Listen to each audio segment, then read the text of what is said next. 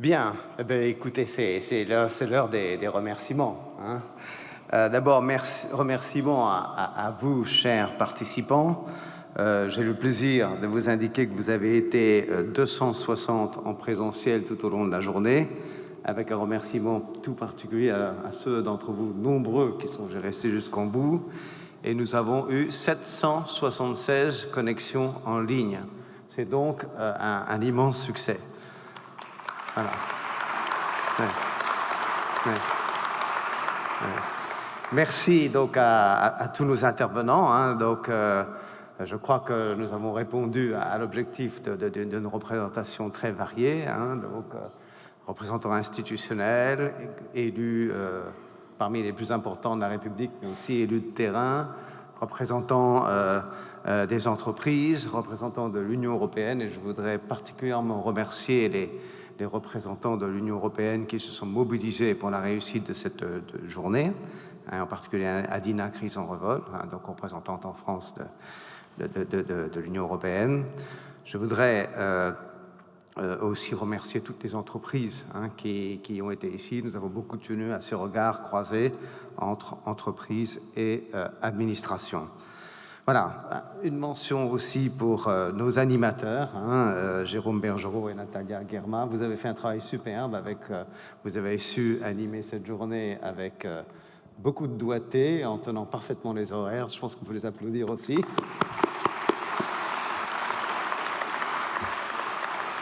Voilà, et merci enfin donc à nos organisateurs, co-organisateurs, donc Bordeaux Métropole qui s'est beaucoup mobilisé, donc la Chambre de commerce et industrie qui nous a mis à disposition cette magnifique salle et qui au-delà s'est énormément engagé justement dans la relation avec les entreprises qui est quand même le cœur de notre mobilisation. La ville de Bordeaux, hein, nous avons eu le privilège de l'ouverture par le maire lui-même et nous avons eu une intervention passionnante de son adjoint sur l'économie sociale et solidaire. Et enfin, si vous me permettez, les équipes de l'UGAP qui se sont mobilisées depuis 2 ans, hein, pour la réussite de cet événement, avec peut-être une mention particulière pour Virginie Toury, hein, que beaucoup d'entre vous connaissent, hein, et qui travaille sur ce projet depuis 2 ans. Voilà. Bien. Pour aller un peu plus sur les questions de fond, moi, j'ai été très séduit par ce terme d'achat public engagé. Nous avons entendu des éléments de vocabulaire un peu nouveaux. Vous avez entendu cette notion qui est beaucoup utilisée à l'international du strategic procurement. Hein, c'est l'ensemble de ces politiques publiques d'achat. Vous avez entendu parler aussi de cette notion de progressive economics. Mais je trouve que le terme d'achat public engagé est intéressant parce qu'il fait une synthèse entre l'attente collective de la société, qui est très forte, hein, il suffit d'en parler à nos enfants, tout simplement, et notre mobilisation individuelle qui doit être à la hauteur de cette attente. On est bien dans l'engagement. Voilà, je vais être assez rapide sur le pourquoi, hein, si je peux dire, de tous ces objectifs. Je crois que ça a été longuement dit. Vous avez, si vous êtes ici, c'est que vous êtes convaincus par ces engagements. Et je résumerai tout ceci par le dernier objectif qui a été évoqué par Madame Crisson-Revol, un continent climatiquement neutre en 2050. C'est demain, hein, et donc, vous voyez, nous avons tous conscience de l'importance de ce chemin. Voilà, de toute manière, pour y arriver, donc premier élément d'intervention serait de dire que ces objectifs vont donc à la fois s'élargir, se densifier et être de plus en plus mesurés dans le temps. Donc nous avons parlé de beaucoup de sujets dans cette réunion. Certains de ces objectifs sont très consensuels, d'autres interpellent un peu, hein, il faut bien le dire, notamment le dialogue avec beaucoup d'élus mais il faut penser que la question de zéro artificialisation nette est un vrai défi, hein, parce que nous avons aussi des besoins encore importants en matière d'accueil, de logement, d'urbanisme, et cet objectif de zéro artificialisation nette est un vrai défi collectif. Voilà, nous avons parlé, bien évidemment, en matière de commande publique sur des sujets extrêmement importants. Nous avons vu le progrès considérable qui a été fait en matière de clauses. Hein, les clauses environnementales, le sujet est presque derrière nous parce que nous savons tous maintenant comment passer les clauses environnementales. Clause sociale, c'est un peu plus compliqué. Nous l'avons vu. Nous avons vu le rôle important des facilitateurs. Nous avons vu la nécessité de dialoguer avec les acteurs de l'économie sociale et solidaire, hein, sachant que nous, pour un instant, parler du point de vue de l'OGAP, c'est un peu plus compliqué. Ça a été dit pour les très gros marchés publics, ceux que nous passons, mais nous pouvons aussi chercher à être partenaires avec nos fournisseurs pour qu'eux-mêmes investissent dans cette économie sociale et solidaire. Nous avons quelques expérimentations assez intéressantes de ce point de vue. Nous avons parlé aussi de l'économie circulaire, l'économie du réemploi. Ce n'est pas simple. Là aussi, il y a des sujets de progrès de la maturité des amont fournisseurs, hein, pour répondre à l'attente collective, mais nous avons eu néanmoins des exemples très intéressants, souvent proches du terrain, hein. Je pense donc aux présentations qui ont été faites par exemple par Nantes, mais aussi par Bordeaux, hein. En tout cas, ce qui est clair dans tous ces sujets-là, c'est que, et c'est un enjeu collectif pour nous, administration, mais aussi pour les entreprises, il faut passer de la notion de réponse à un marché à celle de la nécessité de faire émerger collectivement des nouvelles offres. Alors parfois c'est simple, parfois c'est une idée d'une entreprise, parfois c'est le résultat de la combinatoire de stratégies qui peuvent être assez complexes. En ce moment, lorsque nous rencontrons des élus, le sujet, par exemple, un des sujets critiques est celui des mobilités durables dans nos agglomérations. C'est un sujet extraordinairement compliqué qui associe des choix de matériel, des bus, des sujets d'urbanisme. Le partage de la voirie, c'est vraiment le sujet de demain, hein. La voirie est elle-même en train de devenir une ressource rare qui doit être partagée. C'est des sujets donc de réflexion stratégique, et de plus en plus on ne répondra pas ni du côté de l'offre ni du côté de la demande par des marchés au détail, mais par des stratégies nécessitant de combiner des nouveaux produits, du conseil et une très forte implication du client public. Voilà. Et d'ailleurs, à plusieurs reprises, vous avez vu l'importance, je crois qu'on l'a très bien vu dans les discussions aujourd'hui, de la mobilisation et du côté décisif des interventions politiques, hein, que ce soit au niveau de l'État, avec notamment le nouveau plan national d'achat durable, mais aussi au niveau des élus qui vont souvent bien au-delà des SPASER dont nous avons parlé à plusieurs reprises dans la journée. Je voudrais faire encore deux remarques sur ces objectifs qui se développent. Le premier, c'est que on est dans l'ère, le greenwashing, c'est fini. Il faut faire ce qu'on a dit. Et de ce point de vue-là, les enjeux des restitutions vont prendre une importance croissante. Hein, c'est-à-dire qu'il va falloir que le client public et nous, centrales d'achat, soyons encore mieux capables d'indiquer très clairement à ceux qui font appel à nous combien de clauses sociales ils mobilisent, quelles entreprises, quelles catégories d'entreprises ils mobilisent, et la question des restitutions va prendre une importance croissante. Et la deuxième remarque, même si on l'a déjà fait dans la discussion, c'est qu'il va falloir passer du passage et de l'attribution des marchés au suivi de l'exécution de ces marchés. Nous, à l'UGAP, on est très sensibilisés parce qu'on est grossistes et c'est nous qui sommes responsables de l'exécution des marchés par rapport à ceux qui font appel à nous. Mais c'est un sujet qui nous dépasse largement, là aussi, et c'est particulièrement sensible dans le domaine de l'économie sociale et solidaire, où les entreprises remportent des marchés en prenant des engagements. Il faut qu'on puisse surveiller, auditer et contrôler le respect de ces objectifs. Voilà, donc ça c'est le premier point. Le deuxième point qui m'a frappé dans la journée, c'est cette dimension que prend l'enjeu économique. Et j'ai été très frappé, notamment par le discours de beaucoup d'intervenants, mais en particulier de Thomas Le Sueur, qui, tout en portant la politique de développement durable, a clairement fait état et assumé les enjeux économiques qui sont également importants. Bien sûr, il faut respecter les règles de la concurrence et personne n'en discute ici. Nous avons eu tout ce débat sur le mieux-disant versus le moins-disant. J'en discutais à l'heure du déjeuner avec quelques élus dans la salle. Il y a encore une peur de sortir du moins-disant parce que les élus me disaient c'est très bien de ne pas prendre le critère prix, mais si vous prenez d'autres critères, comment je sais que ça a été fait objectivement parce qu'on va m'accuser de copiner avec telle ou telle entreprise? Donc ça veut dire que plus on s'éloigne du critère prix, plus il faut être rigoureux et transparent dans la pondération, l'utilisation et l'évaluation des critères qu'on utilise. C'est ça le défi majeur des acheteurs publics pour sortir de cette question. Voilà. Nous avons vu aussi que la boîte à outils se développe. Je ne reviendrai pas sur l'ensemble j'ai bien aimé cette image de cathédrale à chapelle. Il y a beaucoup de chapelles déjà, il y en aura encore plus grâce aux législateurs nationaux et européens. Et au-delà de ça, je crois que aussi nous avons vu au cours de la journée les possibilités de financement qui eux aussi se renforcent et justement permettent de passer ce cap. C'est très important. Voilà. Ces sujets économiques prennent une acuité particulière, évidemment, après cette crise, parce que, et nous avons vu, moi je crois que ce que j'ai ressenti en écoutant les uns et les autres, c'est qu'il est vain d'opposer les achats européens, les achats nationaux, les achats régionaux. Je crois que ces trois dimensions doivent être plutôt vécues comme complémentaires que s'opposant les uns aux autres.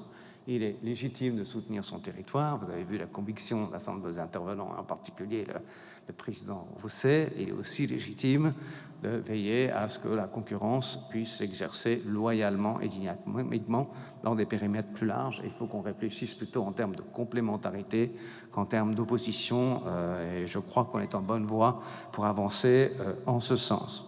Voilà, parce que derrière tout ça, il y a aussi ces questions de circuits courts, de sécurité des approvisionnements. Pour nous, GAP, on a été très marqués par la difficulté à se réapprovisionner.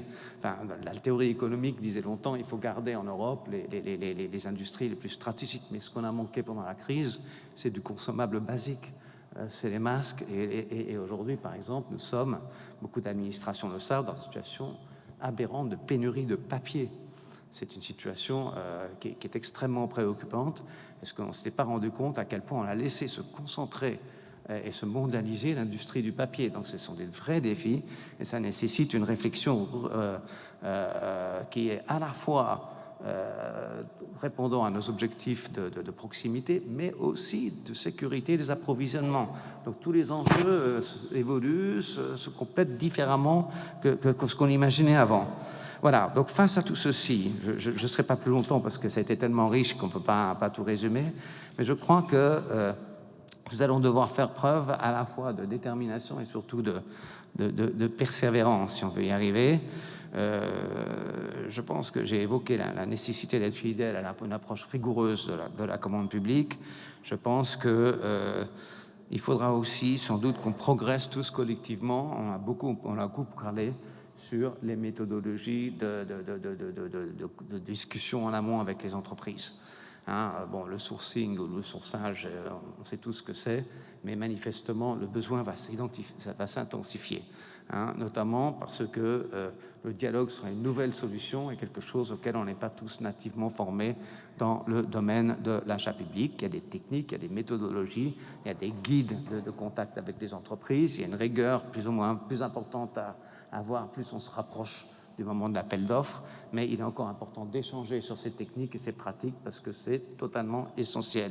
Beaucoup d'entre vous ont rappelé aussi la nécessité de publier les programmes d'appel d'offres. C'est fondamental parce que ces programmes donnent de la visibilité aux entreprises pour savoir quand ils doivent répondre, mais surtout, ça fait sortir des entreprises qui sont capables de nous dire là, votre appel d'offres, il nous paraît incomplet, il serait important dans l'appel d'offres que vous mettiez telle ou telle dimension, et c'est pas si compliqué que ça de rajouter un lot qui est un peu expérimental et qui permet de trouver des solutions. Voilà, tout ceci pour dire que, bien évidemment, pour arriver, la formation des acheteurs est essentielle. Ça a été dit notamment par les acteurs de la Commission, mais au-delà de ça, la valorisation des carrières des acheteurs est tout aussi importante si on veut avoir une profession. Quelquefois, le back-office dans nos administrations passe derrière les métiers, mais il faut que, d'une certaine manière, l'achat public passe du back-office au front-office, si je peux dire. C'est essentiel, là aussi, si on veut, dans la durée, avoir la capacité d'expertise qu'on attend des acheteurs publics demain. Et je terminerai en disant que, bien évidemment, tout ceci nécessite une intensification du travail en réseau. Vous avez vu toutes les initiatives tout à fait remarquables qui ont été prises par les uns et les autres. Je ne peux pas les citer tous, notamment les plateformes digitales. Je crois qu'il faut ceux de la Commission, ceux d'ICLEI, ceux des uns et des autres. Je crois que c'est quand même ces outils de discussion. Il faut qu'ils s'intensifient. Il faut qu'on assume une dimension internationale, peut-être même en dehors de la Commission européenne. Hein. J'ai entendu une invitation en Nouvelle-Zélande. Voilà, mais je crois qu'il faut garder aussi les expériences de tous les pays de l'OCDE, ça me paraît important, et peut-être ailleurs. Et voilà, et enfin, j'espère que nous pourrons renouveler ce colloque, peut-être d'ici quelques temps, renouveler ces échanges, parce que je crois que c'est en créant une dynamique qu'on y arrivera. Merci sincèrement beaucoup à tout le monde.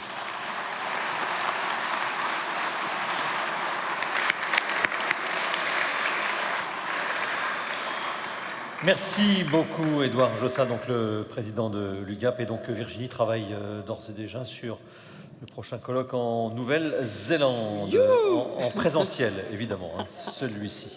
Le mot de la fin, puisque ce sera le dernier, c'est vous, Mathieu Guerlin. Bonjour, vous êtes le directeur général Finances et Commandes publiques à la métropole de Bordeaux. Il vous revient de conclure.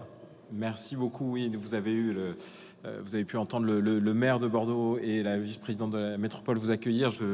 Par parallélisme, il me revient la charge de vous inviter à découvrir le port de la Lune sous le soleil en sortant tout à l'heure. Édouard Jossa a parfaitement résumé vraiment la richesse de nos échanges. Moi, je voulais remercier également à mon tour tous ceux qui ont participé à l'élaboration de ce colloque, les intervenants, vous pour votre animation. Je peux me permettre aussi le salut aux équipes de la métropole, de la direction de l'achat, commande publique, Nicolas, Mustafa, qui ont travaillé beaucoup à ce colloque. Vous tous qui êtes là, Antonin, je vois au premier rang, voilà. Donc merci vraiment d'avoir rendu cet événement possible. Les chiffres de participation sont importants. Quand on a préparé ce colloque, on se disait on pourrait peut-être même le faire tous les 2 ans.